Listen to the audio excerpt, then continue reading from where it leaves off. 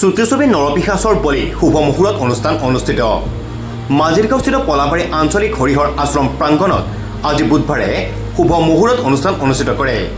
প্ৰযোজক কুঞ্জন কুমাৰ দাস আৰু অনিৰ্বাণ কুমাৰৰ পৰিচালনাৰে নিৰ্মিত হ'বলগীয়া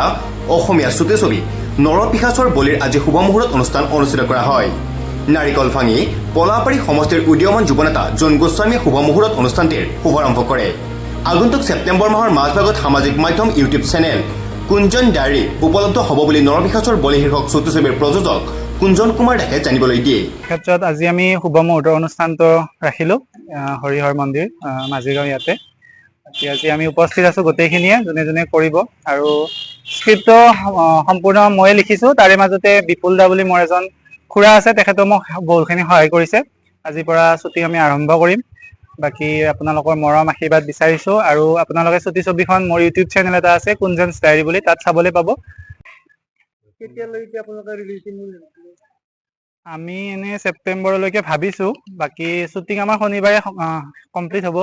তাৰপাছত ডাবিং থাকিব এডিটিং থাকিব তো তেনেকৈ ছেপ্টেম্বৰৰ 15 তাৰিখৰ ভিতৰত ভাবিছোঁ দিম বুলি অভিনেতা কিমানজন থাকিব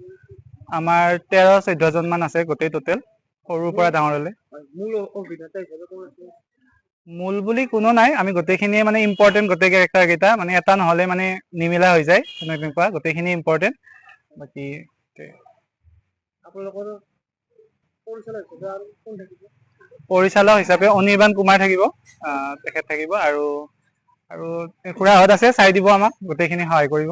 পলাবাৰীৰ পৰা Jitumoni Sharma report news any 365 Stay informed, stay ahead. News Any 365.